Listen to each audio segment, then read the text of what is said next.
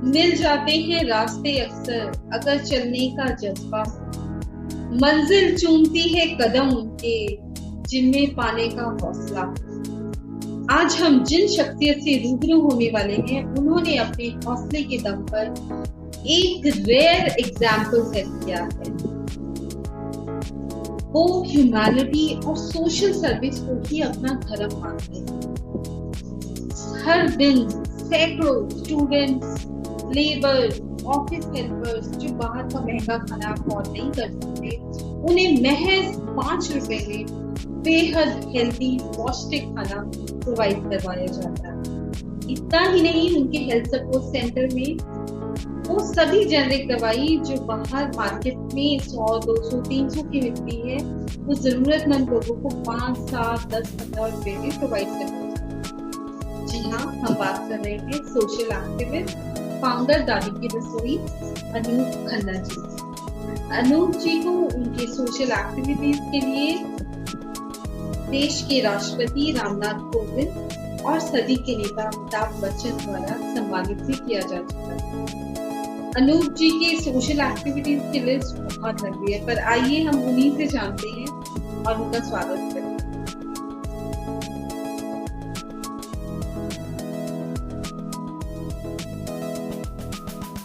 अनूप जी, आपका बहुत बहुत स्वागत है दिलों को छूने वाले विन विन टॉक शो। धन्यवाद। अनूप जी, अक्सर लोग, खासकर आज की सोसाइटी में, हर चीज गिव एंड टेक पर बेस्ड है। अगर कोई दान भी करता है तो आमतौर पर देखा जाता है कि वहां पर अपना नाम मार्क कर दिया जाता है। अगर पंखा दान किया तो उस पे नाम लिखा है, और इवन अगर कोई गुप्त दान भी करता है तो उसमें भी एक पर्सनल मोटिव होता है कि हमें पुण्य मिले। पर आपने एक रेयर एग्जाम्पल सेट किया है जहां आप सोशल सर्विस भी कर रहे हैं, पर एक बहुत ही छोटी सी अमाउंट उसे चार्ज करते हैं।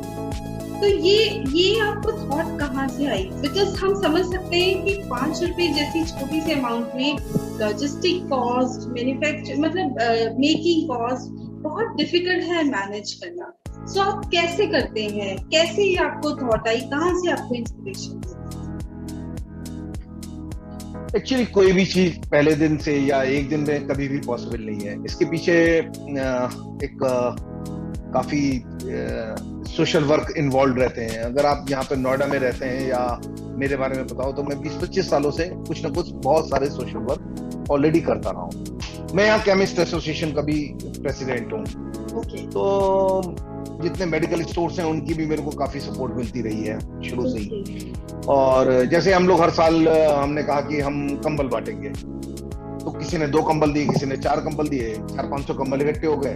तो हर साल हम लोग पिछले 20-25 सालों से लगातार कंबल बांटते आ रहे हैं। बरसात होती है, छाते बांटने शुरू कर देते हैं। आई मीन एक अपील कर, एक सोशल नेटवर्किंग टाइप की बन गई है। जैसे बिहार में बाढ़ आई थी तो एक मेरे मित्र, हमने एक ट्रक भेज रहे थे यहाँ से हम लोग सामान का, जब पूर्णिया के अंदर बाढ़ आई थी तो लोगों ने कहा, कहने लगे ट्रक जाते भी हैं या अखबार में फोटो छपने के बाद दिल्ली से वापस आ जाते हैं। तब मेरे को 2004 के आसपास की बात है, मुझे लगा ट्रांसपेरेंसी होनी हर काम में जरूरी है। मैंने उसी टाइम ये फैसला करा कि मैं जाऊंगा वहां पर। तो मैंने ट्रक ड्राइवर से पूछा कि कितने दिन में पहुंचोगे? बोला 10 से 12 दिन लगते हैं पहुंचने में। मैंने जब एक दिन रह जाए मुझे बता दीजिएगा। तो एक दिन पहले उसका फोन आता है, तो मैं यहाँ से बागडोगरा बाई एयर गया, वहां से टैक्सी ली, पूर्णिया पहुंचा। नेक्स्ट डे पूर्णिया के आगे एक बनबनकी जगह है, हमने वहां जाके सामान डिस्ट्रीब्यूट करा। उसकी मैंने वीडियोग्राफी कराई, कैसे हमारा ट्रक आया, कैसे कैसे। अब मान लीजिए आपने कोई डोनेशन दिया था, सामान दिया था, कुछ दिया था, तो आपको ये दिखा कि कहाँ ट्रक आया, कैसे बटा, पूरी ट्रांसपेरेंट। तो वो एक माइलस्टोन मेरे लिए साबित हुआ। उसके बाद कहीं भी कुछ हो जाता था तो लोग आते थे, भाई खन्ना साहब जा रहे हैं, नहीं जा रहे हैं। तो मैं नहीं चाहता था, तब भी लोगों ने धक्के दे के भेजा कि भाई तुम क्यों नहीं जा रहे हो। तो आई मीन इतना सामान आ जाता था और लोगों का इतना विश्वास हो गया था कि यार यहाँ एक ऐसी जगह है ट्रांसपेरेंसी। अब जैसे 16 तारीख की रात में केदारनाथ का हादसा हुआ था, लोग वहां से निकल नहीं पा रहे थे। हमें 18 तारीख में पता लगा ऋषिकेश के ऊपर ट्रक नहीं जा रहे हैं। हमने कहा हम कैश लेके जा रहे हैं। हमने कहा 20 तारीख की मॉर्निंग में जा रहे हैं। 19th मॉर्निंग हमने फेसबुक अपलोड करी, सारे लोग कैश ले लेके आ गए। हम 3 लोग गए थे यहाँ से। 20 तारीख में हम लोग वहां पहुंच गए।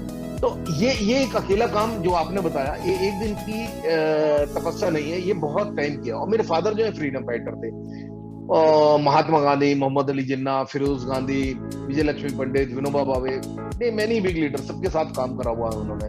तो उस टाइम सेल्फी का जमाना नहीं होता, तो ऑटोग्राफ बुक होती थी। तो हमारे पास एक बहुत प्रेशियस ऑटोग्राफ बुक है। तो पापा, मेरा दवाइयों का काम होता था यहाँ पर स्टोर से, तो पापा ने हमेशा इस बात को कहा कि दवाइयों का काम मैं संभाल रहा हूँ, तुम अपने ये सारे काम करते रहो। ये बहुत बड़ी सपोर्ट मेरे लिए थी। दादी की रसोई का जहां तक आपने सवाल करा, ये मैंने इसलिए बैकग्राउंड बनाई कि ये एक दिन का नहीं होता, अंदर से कुछ ना कुछ करते रहते हैं, इसलिए ये मैं कर पाया, वरना कोई आसान काम नहीं था, इसमें कोई दो राय, सिंगल हैंडेडली किसी को भी करना। तो मदर की एक दिन तबीयत खराब थी, हम लोग डाइनिंग टेबल पे बैठे थे, बच्चे सब साथ थे। मम्मी बोली मेरी इच्छा, जो मेरे आजकल कुछ खा पी नहीं रही हूँ, मेरे हिस्से का खाना किसी गरीब को क्यों नहीं खिला देते। बात मजाक की चल रही थी, हमने कहा मम्मी आप खाती कितना हो, तो इसमें तो चिड़िया भी नहीं खा पाएगी। तो बच्चे बोले पापा दादी की इच्छा है, दादी की रसोई शुरू करते हैं। बस नाम भी बढ़ गया, ये भी हो गया। अच्छा, हमने कहा मम्मी बताइए क्या क्या देना है। बोले दाल चावल और एक हरी मिर्च दे देना। मैंने हरी मिर्च कौन खाएगा मम्मी, हम अचार देना शुरू करते हैं, दाल चावल अचार से। ये 13, 14, 15 अगस्त के आसपास की बात होगी। 21 अगस्त मेरा जन्मदिन होता है, तो मदर की आज्ञा हुई कि 21 अगस्त है, तुम 21 अगस्त से क्यों नहीं शुरू करते। तो सडनली ऐसे चेंजेस हुए और हमें सोचने का भी टाइम नहीं मिला कुछ। तो 21 अगस्त हमने अनाउंस कर दिया। हमने सामान एक हमारे, अब ये था कि हमने खाना तो कभी बनाया नहीं था, तो गंगा शॉपिंग कॉम्प्लेक्स जहाँ है हमारे, उसके पीछे कई रेस्टोरेंट्स हैं। तो एक कुक हमारे यहाँ काफी दवाई वगैरह लेने आता था, मैंने उससे रिक्वेस्ट करी, मैंने कहा यार 2 घंटे खाना बना देना, मेरी मदर की इच्छा है। और बोला भाई साहब मैं पार्ट टाइम में ही काम कर दिया करूंगा आपका। तो मुझे एक कुक मिल गया बहुत अच्छा, उसने जो जो सामान बताया मैं सामान लेके आ गया, और करते करते करते पहला दिन और आज का दिन है। तो जैसे ही काम खत्म होता है अगले दिन की तैयारी शुरू कर देते हैं, सोचने का टाइम ही नहीं मिला। 6 साल होने को आ रहे हैं, फिर 21 अगस्त आ रही है, तो इस 21 अगस्त को हमारे 6 साल हो जाएंगे। अनूप जी वैसे तो ये जो भी जैसे आपने कहा कि कोई लोग आते हैं कि हम भी शुरू करना चाहते हैं, तो मैं उनसे हर एक से रिक्वेस्ट करता हूँ कि आप 400-500 आदमी से एकदम से ना करें, छोटे से शुरू करें, धीरे धीरे एक्सपीरियंस आए, और जब आप यूज्ड टू हो जाए तो फिर धीरे धीरे लोगों की संख्या बढ़ाते हैं।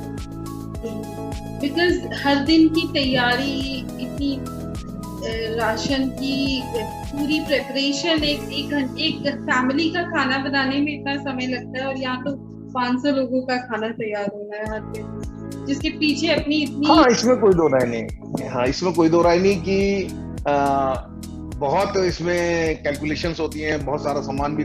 जैसे आपने कहा कि मेरा शुरू से ये नेचर रही है, मेरी अपनी सोच है कि किसी को कभी को फ्री में नहीं देना चाहिए। कोई भी चीज फ्री में दी जाती है तो उसकी वैल्यू नहीं रहती है। अब नवरात्रों में जो भंडारे लगते हैं, आपने देखा लोग ले जाते हैं, फिर खाए नहीं जाते, फेंकते हैं, तो अनादर बहुत ज्यादा होता है। एक चीज ये बहुत जरूरी है, और दूसरों को, आदमी को मेहनत करके खाने की आदत रहनी चाहिए। तीसरा, जब मैं 5 रुपए में खाना खिलाता हूँ तो मैं उन्हें सिविक सेंस भी देता हूँ, साथ में उन्हें तरीके सिखाता हूँ कि तुम्हें कैसे लाइन में लगना है, कैसे क्या, क्योंकि बढ़िया से बढ़िया चीज दे रहे हैं, देसी घी का खाना है, बासमती चावल है। तो आई मीन मैं अपनी जो सोच है एक अच्छे भारत की, या जो हम लोग सोचते हैं, ये नहीं होती। आप कभी दादी, आपको गाड़ी पार्किंग में प्रॉपर मिलेंगी सारी, किसी ने ऐसे गाड़ी लगा दी तो खाना नहीं मिलता उसको। आपको पहले गाड़ी प्रॉपर पार्किंग में लगानी है, फिर लाइन में लगना है आपने, उसके बाद में 5 रुपए का सिक्का हाथ में रखना है। सिक्का इसलिए हाथ में रखवाते हैं, पेट्रोल पंप पे आप लोग क्या करते हैं, जब पूरा पेट्रोल भर जाएगा फिर अपनी जेब में हाथ डालेंगे, फिर अपना वैलेट निकालेंगे, क्रेडिट कार्ड निकाल के देंगे, पीछे वाला इंतजार कर रहा है। अरे 2000 रुपए का पेट्रोल पड़वाया, 2000 का नोट उसे पहले दे दो भाई। तुम नहीं करते, हमारे यहाँ ऐसा नहीं है। अगर कोई आके ऐसी हरकत करता है उसे दोबारा लाइन में लगाते हैं। तो ये सारी चीजें भी सिखाई हम लोगों ने। और जहां तक आपका ये है कि हमने तो फ्री के बदले ये करा था, 5 रुपए से कुछ नहीं होता, 5 रुपए कॉस्टिंग भी नहीं आती। लेकिन आप ये देखिए, दाल चावल और अचार से जो चीज मैंने शुरू करी थी, आज उसमें रोटी भी है, रसगुल्ला भी है, पेड़ा भी है, फ्रूट्स भी है, बच्चों के लिए मंच आ जाएगी, या चॉकलेट्स वगैरह, इतने जूसेस दे देते हैं, बिस्किट्स दे देते हैं। अब जो स्कूल के, अभी तो 2 साल से ये जरा बंद है, तो यहाँ नई दिशा स्कूल वगैरह जितने भी रहते हैं, सारे बच्चे आते थे, उन्हें 5 रुपए में इतना सब कुछ मिलता था, इतना एंजॉयमेंट रहता था, 100-200 बच्चे अपना, मतलब हमारा भी मन लगता था। तो अच्छा लगता है। और सबसे बड़ी जो खासियत की बात है, जो आपने एक बात कही कि लोग अपना नाम लिखवाते हैं, ये करते हैं, कुछ जगह जरूरी भी होता है। जरूरी इस सेंस में होता है कि लोग मोटिवेट होते हैं। लोग मोटिवेट किए, इसने यहाँ पे पंखा लगवाया यार, एक पंखा मैं भी लगवा देता हूँ अपने पिताजी के नाम का या इसके नाम ये भी का। जरूरी ये एक पॉजिटिव फ्रेम है। लोग कहते हैं इसने ऐसा नाम के लिए, मैं कह रहा हूँ कर तो रहा है ना कम से कम। है। आज पूरे भारत में 400 से ज्यादा इस तरह के लोग दादी की रसोई टाइप का कंसेप्ट कर रहे हैं। कोई 1,000 आदमी को खिला रहा है। मुझसे बहुत अच्छे अच्छे काम करने वाले आ गए हैं हम लोग इस फील्ड में। तो कुछ अनलिमिटेड खाना दे रहे हैं, मैं तो 1 प्लेट देता हूँ, उन लोगों ने अनलिमिटेड खाना दे, कुछ लोगों ने पैकिंग करा के देना शुरू कर दिया। आई मीन जो एक मोटिवेशन फैक्टर है वो आ जाता है एक दूसरे को देख के। और लगभग जिसने भी पूरे इंडिया में शुरू करा है उसने मेरे से फोन करके जरूर राय ली है, और एक बार उसने कहा साहब हमने आपसे ये देख के करा। एक रीजन ये भी था कि लोग ये सोचते थे कि 400-500 आदमी का खाना कैसे बनेगा, क्या होगा। अब उन्होंने देखा यार ये एक बड़ा सा आदमी है 2 भगवाने लेके तो 400-500 आदमी को खाना खिला रहा है, यार मुश्किल काम तो है नहीं कुछ। तो इजी उन्हें लगा ये बहुत इजी काम है, तो हर आदमी ने ट्राई करना शुरू करा और हर आदमी ने करना शुरू कर दिया है।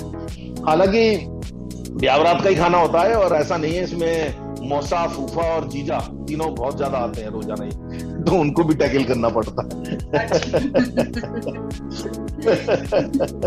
तो आपकी फैमिली का क्या रिस्पॉन्स था, स्पेशली मतलब आपकी वाइफ, आपके बच्चे, बिकॉज एज ए पुरुष male member of the family आपके ऊपर बहुत जिम्मेदारियां रही होंगी, तो साथ में ये जिम्मेदारी को निभाना कितना चैलेंजिंग रहा? मैंने शुरू में तो ये सब नहीं करा, मेरा बहुत स्ट्रगल रही है। जो नोएडा में रहते हैं जानते हैं, सन 2000 में मुझे अपना मकान भी बेचना पड़ा था और बिजनेस सेटअप करने के लिए। तो मैं आज भी कोई बहुत बड़ा पैसे वाला नहीं हूँ, लेकिन मेरी सबसे बड़ी दौलत जो है मेरे बच्चे वगैरह बहुत अच्छे सेटल है। मेरा बेटा हांगकांग में सेटल है, मीडिया लाइन में ही है, हैदराबाद में है, सीनियर एडिटर है एक बहुत बड़े चैनल में। तो दामाद मेरे डिलाइट कंपनी में बहुत सीनियर मैनेजर है, तो लाइफ सेटल है, मतलब वो पॉइंट खत्म हो गया। और दूसरा, जब हमने शुरू करा था तो मेरे बेटे ने कहा था पापा कभी कोई कमी होगी तो मैं पूरी कर दिया करूंगा। अच्छा, तो भगवान की दुआ है कि आज तक सेट करके तब आपको लगा कि उसके बाद ये जो आता है किसके लिए भाई, जितना है भगवान के लिए, एक बुड्ढे बुढ़िया को खाने के लिए कितना चाहिए होता है वो भगवान हमें दे ही रहा है। 2 दुकानें मेरी, सब कुछ है, और बच्चे बहुत वेल सेटल्ड हैं, बहुत लायक हैं, तो वहां से भी कोई कमी नहीं है। तो दिक्कत इस फाइनेंशियली वाली पॉइंट नहीं है, जो आपको चाहिए वो मिल रहा है। और मैं हमेशा बहुत शुरू से इस बात को मानता हूँ कि जो आपके पास है उससे खुश रहना सीखो आप, चलो उससे ज्यादा। अब कोविड में देख लिया ना आपने, जो करोड़पति थे वो भी बर्तन मांज रहे थे, घर में मेड नहीं घुस पाती थी, है बर्तन भी खुद मांज रहे थे, झाड़ू भी कुछ लगानी पड़ी, क्योंकि मेड को कैसे घुसाओगे अब। तो जितना बड़ा मकान था आदमी उसी तरह से परेशान था। तो मेरा 112 स्क्वायर मीटर का 2.5 मंजिल मकान है। मैं इसी में कहता हूँ कि पता नहीं लोग कैसे इतने बड़े बड़े मकान और इतने बड़े बड़े वो लोग टैकल करते हैं एक बुड्ढे बुढ़िया के लिए। हम इसी में खुश हैं यार। आपकी कोविड से क्या सीख मिली आपको, as a learning of life क्या रही आपकी कोविड इस क्राइसिस में? कोविड में मैं यहाँ चूंकि केमिस्ट एसोसिएशन का भी प्रेसिडेंट था, तो सबसे पहले दिन ये था कि बच्चों का आया पापा बिल्कुल घर से बाहर नहीं निकलना। अब मैंने कहा मैं तो अध्यक्ष हूँ, मुझे तो सबसे पहले सबके पासेज का इंतजाम कराना है, क्योंकि 21 मार्च को सडनली जैसी मोदी जी की घोषणा हुई कि मेडिकल स्टोर वाले बाहर कैसे निकलेंगे, तो या पुलिस प्रशासन सबसे मिलकर उनके सबके 2500 मेडिकल स्टोर्स के पासेज वगैरह का इंतजाम करना। उसके बाद में फिर अपनी दवाइयों की दुकान थी, तो ऐसे में मुंह छुपा के नहीं भाग सकते आप, क्योंकि आप लीडर हो इस समय। तो फिर वहां पर भी किसी न किसी की कोई ना कोई प्रॉब्लम रहती थी, तो लगातार एक्सपोजर बहुत रहा हमारा।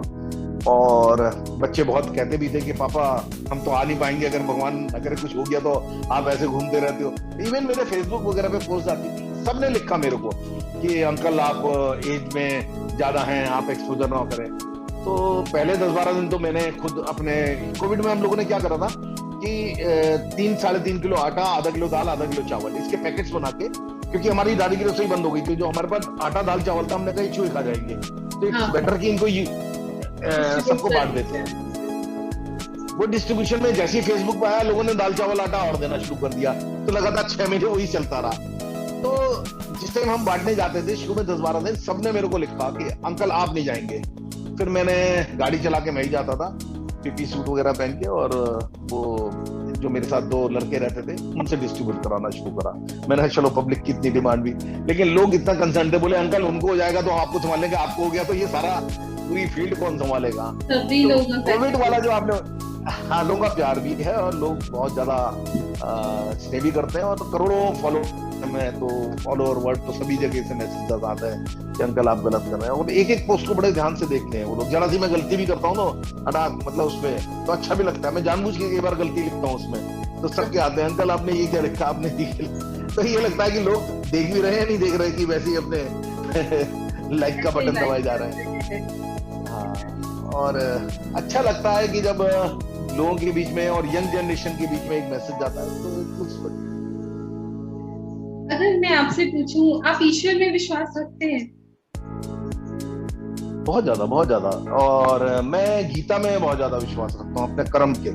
और मेरे पास बहुत साधु आते हैं, शनिचर वाले, जैसे फॉर एग्जांपल शनिचर वाले आते थे शुरू शुरू में जब हमने दादी गिरे थे, बोले जय शनिदेव। मैंने कहा महाराज 5 रुपए, बोले हमसे कोई नहीं लेता। मैं अच्छे काम कर रहा हूँ, मैं तो दूंगा आपसे 5 रुपए, आपको दूंगा बहुत सारा सामान, कपड़े भी दूंगा।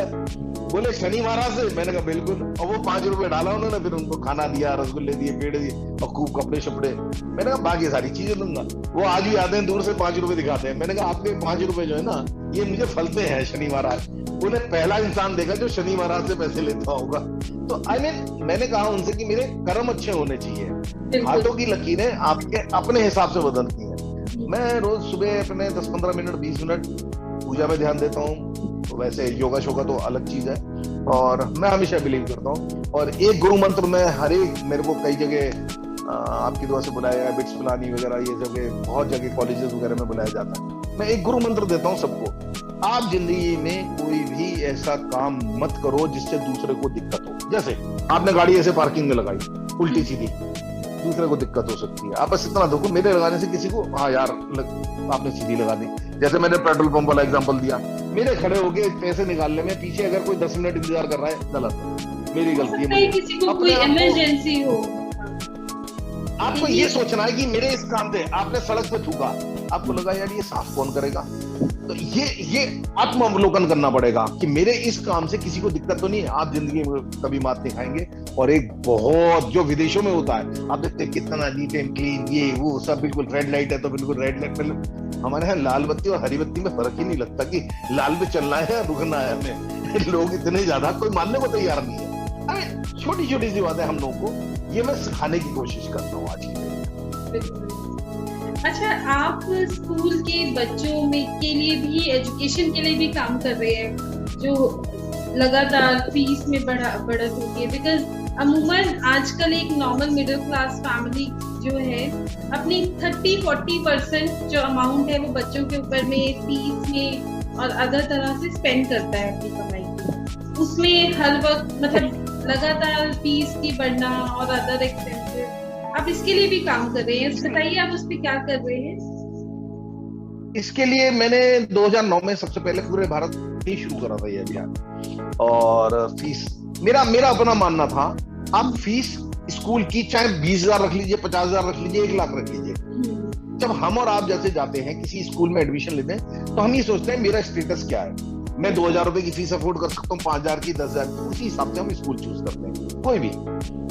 प्रॉब्लम कहाँ आती है, जब आपने 2,000 वाला स्कूल चूज करा और अगले बार उसने फीस बढ़ा दी 50%। मेरा ये फीस की लड़ाई मेरी ये रही है, आप फीस कुछ भी रखते हैं कि अब आपको स्विमिंग पूल भी चाहिए, हॉर्स राइडिंग भी चाहिए, पैसे तो लगेंगे भाई। उसमें 500 रुपए में कोई 5,000 वाला तो करेगा नहीं, 50,000 वाला स्कूल नहीं करेगा। आपने ये देखना है कि हमने 500 रुपए वाला स्कूल सेलेक्ट करा था अपनी औकात के हिसाब से, और आपने उसे 50% रेट फीस बढ़ा दी। मेरा डीए तो बढ़ा नहीं, मेरी सैलरी भी नहीं बढ़ी, सैलरी बढ़ रही है, 10% और फीस बढ़ी।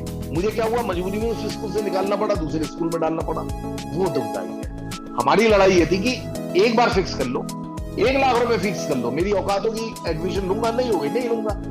साल के जो पढ़ने हैं वो रेस्ट्रिक्टेड होने चाहिए। तो ये पूरे इंडिया में फैला था वो फीस का आंदोलन जो था।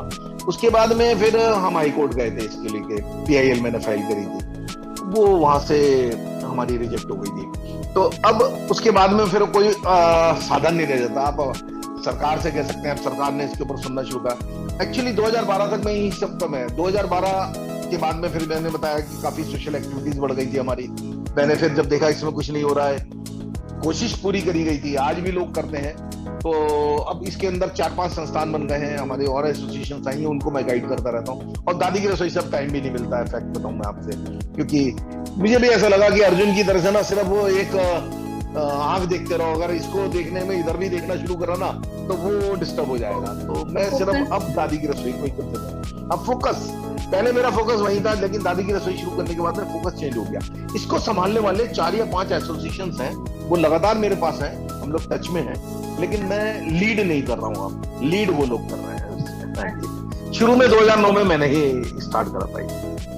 अनूप जी, आपको कौन बनेगा करोड़पति में अमिताभ जी से भी मिलना हुआ आपका, उन्होंने आपको बहुत सराहा।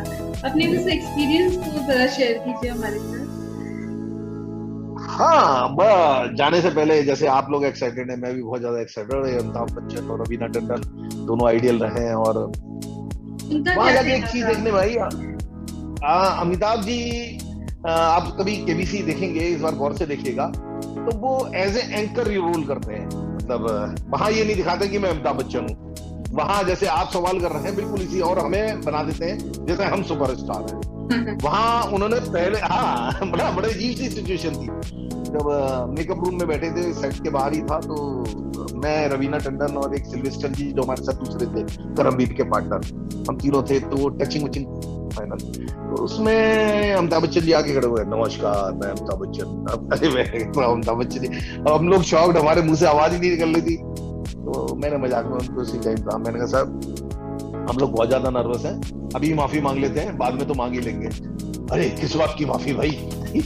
अरे आप लोग इतना अच्छा काम कर रहे हैं, आप लोग गलती कर ही नहीं सकते, गलती हम तो फिर कंधे पे हाथ रखा बोले नहीं। तो उन्होंने बहुत एडीज कर दिया, मतलब ऐसा लग रहा था कि बिल्कुल फैमिली की तरह से। फुटबॉल की बात कर रहे हैं, अभिषेक बच्चन जी की भी बात होता है, रात के 3-3 बजे तक चेल्सी का फैन हूं मैं, रात में मैं और अभिषेक ऐसे खेलते देखते हैं मैच।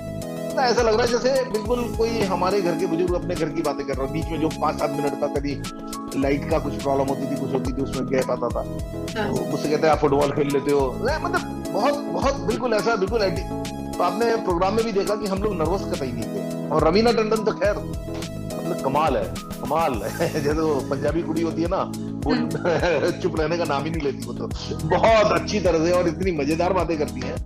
बहुत अच्छा एक्सपीरियंस है। आपकी ये दादी की रसोई के एफर्ट के बारे में उनका क्या कहना था? वो एक्चुअली खुद ही बोले कि मैं पिछले 2 साल से, और रवीना जी ने भी कहा कि हम आपको बहुत फॉलो कर रहे थे, तो हमारी इच्छा थी कि इस केबीसी के प्रोग्राम में आपको बुलाया जाए। तो ये वहीं जाके पता लगा कि शायद ये उनका परसुएशन था।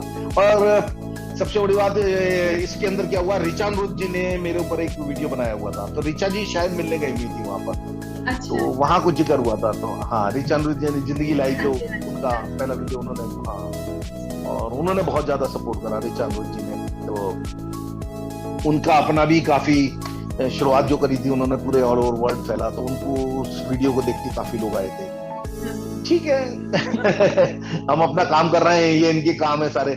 और रामनाथ कोविंद जी का जो राष्ट्रपति जी का एक्सपीरियंस था, वो मतलब जिंदगी का सबसे, जिसे कहना चाहिए रियल हीरो मानते हैं हम जिन्हें, वो हैं। मतलब आप सोच ही नहीं सकते कि राष्ट्रपति जी जैसी कुर्सी तक जो आदमी पहुंचते हैं, वो कितने कितने ज्यादा डाउन टू अर्थ होते होंगे। मतलब हम जाने से पहले अमिताभ जी से ज्यादा नर्वस हम वहां थे कि हम वहां पर जाके कैसे बोलना पड़ेगा, प्रोटोकॉल्स होते हैं राष्ट्रपति जी या प्रधानमंत्री से मिलने के। तो बहुत अच्छा एक्सपीरियंस था। राष्ट्रपति जी ने तो बिल्कुल ऐसा रखा जैसे हम बिल्कुल उनके बच्चे हों, और बहुत बहुत बढ़िया एक्सपीरियंस था राष्ट्रपति जी के साथ। यही चीजें सिखाती हैं और यही चीजें मोटिवेट करती हैं, और यही मैं अपने जो मेरे से मिलने आते हैं लोग, उनको भी कहता हूँ कि हाँ, जब हम इनसे मिलके आते हैं तो हम ये सीएनजी डाल देते हैं हमारे अंदर, जिससे दोबारा से चलना शुरू कर देते हैं। तो जब ये टाइम टू टाइम, अब आज का सीएनजी आप डाल रहे हैं, तो कल से मैं फिर लग जाऊंगा इसी काम पे। जी, आप यंग जनरेशन को क्या मैसेज देना चाहेंगे in terms of social service? Because आज हर किसी ने अपने गोल बनाए हैं, उसको अचीव करने की भाग-दौड़ में लगे हैं, पर अपनी सोशल रिस्पॉन्सिबिलिटी को कहीं ना कहीं भूल जाते हैं। उसके बारे में आप क्या कहना चाहेंगे?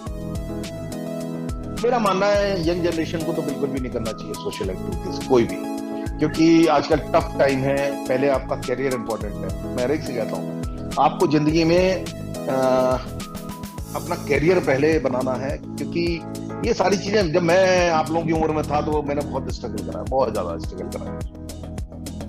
मतलब हमें ना तो दुकान थी, ना मकान था, ना कुछ था, तो ये सारी चीजें नोएडा जैसे शहरों, दिल्ली एनसीआर में बनाना बहुत बच्चों को सेट करना, उनकी फीस वगैरह बहुत ज्यादा मुश्किल काम है। तो सोशल एक्टिविटीज अब तो ठीक लगता है क्योंकि अब सारी चीजें सेट हो चुकी हैं, लेकिन मैं हर एक से कहता हूँ जब आप इस उम्र में आ जाएं तो आपको याद रखना चाहिए कि अंकल थे वो ये सारे काम करते थे, हमें भी करना चाहिए। अपना एक्सपीरियंस कभी पार्क में बैठ के वेस्ट मत करो। पार्क में बैठ के हम क्या बातें करते हैं, सरकार ये नहीं कर रही, सरकार वो नहीं कर रही, मतलब टाइम पास करना है। हमारे को 60 साल का एक्सपीरियंस है, वो मैं शेयर क्यों नहीं करता।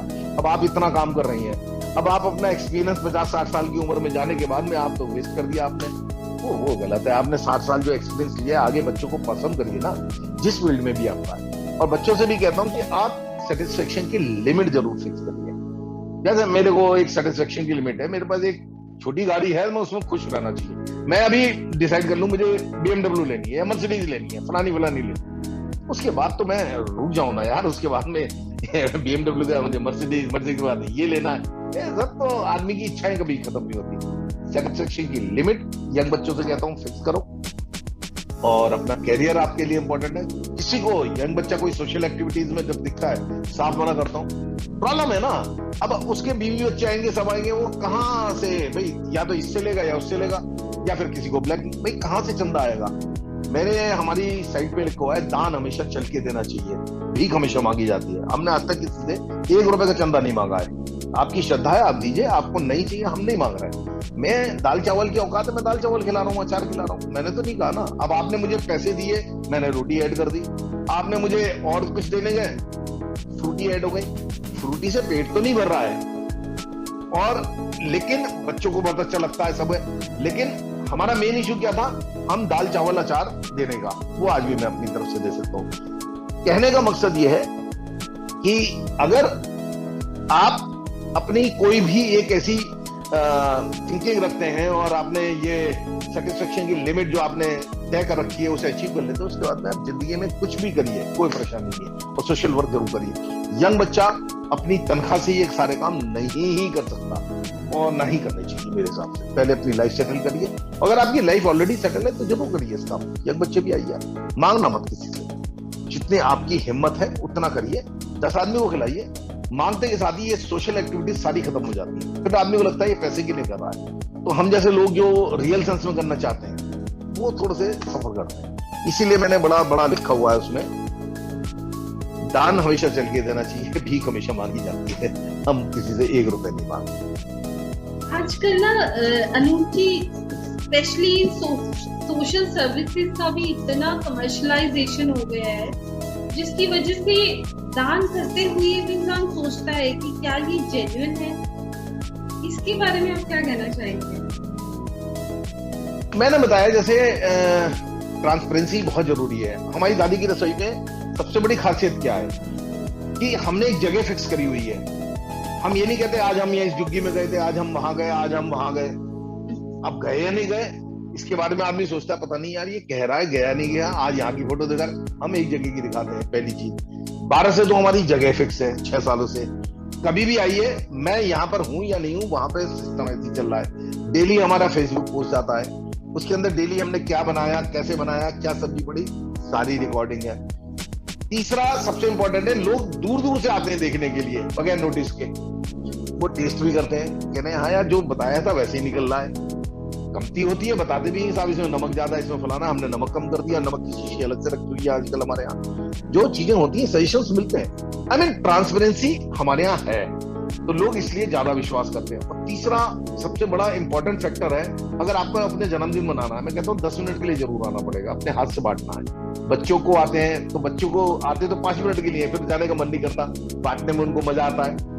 ये संस्कार हम देना चाहते हैं, जो संस्कार टूटे हुए हैं बच्चे, या जो आप लोग, आपने भी कभी ये फील नहीं करा होगा अपने हाथ से खाने, मौका नहीं मिलता। हम वो मौका प्रोवाइड करते हैं। अगर आपने डोनेशन दी है तो आपको वहां खड़े होकर बांटने का मौका भी देते हैं, तो कि आप अपने हाथ से बांटिए। अब कोविड करके लोग कम हो गए, वरना सबको उन्हीं हाथ से बंटवाते थे। बांटने की फीलिंग ऑफ कोर्स स्पेशल होती है, बिकॉज ऐसे हमने ट्रांसफर कर दिया, दे दिया, पर आप वहां पर खड़े होकर डिस्ट्रीब्यूट कर रहे हैं तो फीलिंग ही एक अलग ही सेटिस्फेक्शन होता है। जैसे बिल्कुल सही कह रही हैं आप, जैसे मैं कपड़े भी लेता हूँ, आप लोगों से पुराने कपड़े हैं वो भी धो के प्रेस करा के मंगाते हैं और वो आगे पास ऑन करते हैं। कुछ लोग कहते हैं कि कपड़े देके बोले आप इसे ड्राई क्लीन करा लीजिएगा, हम पैसे दे रहे हैं। मैंने कहा आपकी भावना कहाँ गई? जब आप घर में कपड़े धोएंगे, आप प्रेस कर रहे हैं, तो आपको लग रहा है यस मैं कुछ डोनेशन दे रहा हूं। अगर आपके सेंटिमेंट्स उसमें इन्वॉल्व नहीं है तो मुझे नहीं चाहिए। अगर आप पैसे ही दे रहे हैं, कपड़े दे रहे हैं, कुछ दे रहे हैं, आपके सेंटिमेंट्स होने बहुत जरूरी है। ये मैंने सिखाया है, ये दादी की रसोई का। हमें पैसे भी नहीं चाहिए, हम तो कहते हैं कि आपके सेंटिमेंट्स होने चाहिए। अब आपको पता है कितनी फीस है हमारी एक दिन की खाने की? हमने 11 रुपए फीस कर दी। अगर आपको अपना जन्मदिन मनाना है, सिर्फ 11 रुपए दीजिए और अपना मना के चले जाइए। आप कहते हैं 11 रुपए तो बहुत कम है। अब कम है तो यार तुम 11 लाख दे दो, 11 करोड़ दे दो, 11,000 करोड़ दे दो, उसको मना नहीं है। आई मीन कई बार होता है, रिक्शा वाले कहते हैं खाते पीते, मैंने कहा जिसे अपने बच्चे का जन्मदिन मनाना हो यहाँ मना लेना, 11 रुपए फीस है। कहते हैं उन्होंने बनाया, उनको वो खुशी होती है जो आपको होती है। आई मीन सबको एक जैसा रखा है। लाइन भी लग रही है तो हाँ, जिसको खड़ा होके खाना है यही खाना पड़ेगा 5 रुपए में। मालिक आगे खड़ा हुआ है, नौकर आगे खड़ा है, मालिक पीछे खड़ा है, सब सारा मिक्स होके खाना है। खाना खाना है तो सब एक जैसे। चीजें अच्छी भी लगती हैं और ठीक है। अब जब से थोड़ा सा आप लोगों ने वायरल करा है, पूरे दुनिया में फैला, लोग देखने भी आते हैं और सब कुछ है, तो मैं अपनी टर्म्स डिक्टेट करता हूँ, उन्हें सिखाता हूँ चीजें कि भाई आपको ये डाउन टू, अगर दान ले रहे हैं तो दान की तरह से, मतलब वो स्वाद आपको तभी आएगा जब आप उसमें रम जाएंगे। आपको गुरुद्वारे का खाना क्यों अच्छा लगता है?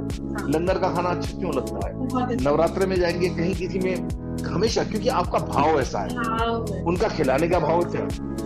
सेम चीज हमारे यहाँ है। जब दादी की रसोई में आप आ रहे हैं, आपका भाव अच्छा है। अगर उसमें नमक भी कम है तो आपको वो खाना ऊपर मान लीजिए 3 स्टार रेस्टोरेंट है, उसमें मिल जाएगा, तो आप कहोगे खाने में मजा नहीं आ रहा, क्योंकि वहां आप तीखा खाना करने, आपका भाव अलग है। यार यहाँ होटल में है, मुझे तो बड़ा तीखा खाना चाहिए, और वो तीखा खाना अगर मैं दे दूंगा तो आपको बड़ा अजीब लगेगा, यार ये लंगर वाला खाना तो लग नहीं रहा। तो आपका भाव जैसा होता है, आपको उसी हिसाब से अच्छा लगता है। और हमने कोशिश करी है अपने आप कि पैसे से ज्यादा, इन चीजों से ज्यादा जो आपका भाव है वो अच्छा रहना चाहिए। ऊपर वाले की दुआ से इतना टाइम हो गया 6 साल में, आज तक एक आदमी ने भी उंगली उठाने की जरूरत नहीं महसूस करी कि साहब आपके यहाँ ये ऐसा लगता है, आपके यहाँ ऐसा लगता है। सब ट्रांसपेरेंसी के साथ में करने की कोशिश करते हैं। इसके बाद भी अगर कोई गलती हो जाए तो गलती से गलती हो सकती है, लेकिन जानबूझ की गलती नहीं करता हूं मैं। तो इन अदर वर्ड्स आप प्यार और संस्कार बांट रहे हैं। एग्जैक्टली, ये मेरा अपना मोटो है कि जो हम भूल चुके हैं, जैसे आपने इंटरव्यू के शुरू में ही बोला था कि आज के डेट में जहाँ गिव एंड टेक फलाना डेमा, मैं इन चीजों को भुलाना चाहता हूँ। ऐसा भी होता है, लोग जब हमने दादी की रसोई शुरू करी थी, हमारा थोड़ी पता था, हमने तो अपनी गली के अंदर अपनी दुकान के सामने शुरू कर दिया था। ये थोड़ी पता था पूरी दुनिया में जाना है, फलाना करना है, धमाका करना है, ऋचा अनुज जी आएंगी, वो वीडियो बनाएंगी, सब कभी सोचा भी नहीं था। गौरव चौधरी आए, बताइए कहाँ से, और वरुण पृथ्वी वन ऑफ द बेस्ट, उसके 50 मिलियन से ऊपर जा रहे हैं व्यूअरशिप वगैरह। तो आई मीन गौरव चौधरी तो दुबई से आए थे स्पेशली रिकॉर्डिंग करने के लिए, टेक्निकल गुरुजी के नाम से। तो आप ठीक है, अब इतने बड़े बड़े लोग जिनके बारे में हमने सुना था और वो लोग आ रहे हैं, तो मीन्स अ लॉट कि आप, मतलब मैं तो दिल को बस ये संस्कार देने के लिए शुरू कर रहा था कि हाँ यार, हम जो भूल चुके हैं चीजें, वो बच्चों को जिंदा रहनी चाहिए। और मुझे सबसे ज्यादा खुशी किस बात की है, 80% मेरी जो फैन फॉलोइंग है वो यंगस्टर्स हैं तो ये अच्छा लगता है कि ये चीज चलती रहेगी क्योंकि जो आज 20-22 साल का बच्चा है। आपने कहा कि यंगस्टर्स को नहीं करना चाहिए, उनको पहले अपने करियर पे रहना चाहिए, पर आपको नहीं लगता कि अगर उनको वो संस्कार नहीं मिलेंगे तो वो फिर बड़ी एज में जाकर कैसे कर पाएंगे? एक संस्कार दोनों बात है। अब इसमें पैसा बहुत खर्च होता है जो हम लोग काम कर रहे हैं। एक यंग बच्चा कहाँ से करेगा? मैंने बताया ना, वो डोनेशन मांगेगा। वो 10-5 आदमी मैं हमेशा कहता हूँ, हर एक से कहता हूँ। लेकिन देखिए 3 चीजें हैं लाइफ में, तन मन धन, ये मेरा अपना मूल मंत्र है। कहीं आप तन लगा दीजिए, किसी ने कहा है, किसी शास्त्र में थोड़ी लिखा है कि आपको यही काम करना है। अरे आपको सोशल एक्टिविटी करनी है, आप ट्रैफिक मैनेजमेंट कर दो ना, सबसे ज्यादा मुश्किल का। अगर मैं दादी की रसोई नहीं करता, मैं ट्रैफिक मैनेजमेंट में लगा पड़ा होता। एक चौराहा संभाल लो यार, ये भी तुम्हारे लिए समाज सेवा है, बगैर पैसे की सेवा है। हर चौराहे पे सारे सर्विस किसी भी तरह से हो सकती है, किसी जरूरतमंद की आप इमोशनली भी मदद कर सकते हैं। इमोशनली बहुत बहुत मदद होती है। अब कहीं बच्चा पड़ा हुआ है, अथॉरिटी को चिट्ठी लिखेंगे सारे हमारे जैसे लोग हैं, ये देखिए गड्ढा भर, अरे कितने का भरा जाएगा यार, जितने की चिट्ठी लिख दी उसमें तो सारा गड्ढा भर जाता अपने, 20 आदमी मिलो गड्ढा भरो अपने छुट्टी करो साला, वो सब नहीं करते हम लोग एक्चुअली, हमारे पास टाइम बहुत है ना, हम लोग इन्हीं चीजों में खर्च करते हैं। क्रिएटिव करो ना यार, मैं ये आपने बहुत अहम बात की कि अगर हम अपनी जिम्मेदारी समझने लग जाएं तो वो गड्ढा जो भरता जाता है, बढ़ता जाता है, जिसमें कितने लोगों की जान भी चली जाती है, वो हम अगर खुद ही कदम उठा ले तो वही खत्म हो जाएगी। मैं आपको एग्जांपल बताता हूँ, 2006 के आसपास मैं पोस्टमार्टम हाउस गया, वहां पर देखा डेड बॉडी जो है सड़ी गली पड़ी रहती थी, 72 घंटे पुलिस को रखनी पड़ती थी, तो बड़ा अजीब लगा। मैंने अथॉरिटीज वगैरह से बात करी, बोले हमारा ऐसा नियम ये, मैंने कहा 1 हफ्ते में अगर आपने नहीं लगवाया डीप फ्रीजर तो मैं डोनेट करने जा रहा हूँ। मैंने प्रेस कॉन्फ्रेंस करी, नहीं लगा, मैंने 2 डीप फ्रीजर, 2 डेड बॉडी वाला डीप फ्रीजर डोनेट करने का फैसला करा, अनाउंस कर दिया। केमिस्ट एसोसिएशन के लोग आए, उन्होंने एक जनरेटर दे दिया। एक अजय मेडिकल स्टोर वाले हैं यहाँ पर, उन्होंने कहा कि एक बड़ी सी रिक्शा बनवानी है, क्योंकि मोहम्मदन से क्रिश्चियन की डेड बॉडीज करबला दूर था उनका, जो ये जो जहाँ पे दफनाई जाती है तो वहां दूर था, तो उसके लिए रिक्शा अलग थी। एक अनुराग साइकिल वाले होते थे उस समय, उनसे बनवाई, उन्हें 14,000 की थी, बोले 7,000 मैं दूंगा इसके, क्योंकि आप तो धर्म का काम कर रहे हैं। एक मोती कंसल जी हैं, उनके पास एसी पड़ा हुआ ब्रांड न्यू, बोले ये मैं डोनेट कर रहा हूँ। मैंने क्या करा जी, मैंने तो छोटा सा दिया, सारे लोग मिल गए। उसके बाद 6 लगवाने पड़े थे अथॉरिटी को यहाँ पर डीप फ्रीजर्स। कारण है हमारी, तुम्हारी लाइन नहीं खींचेगी, मैं अपनी लाइन लंबी खींच दूंगा, तुम्हें मजबूर कर दूंगा कि तुम्हें इस काम को करना पड़ेगा।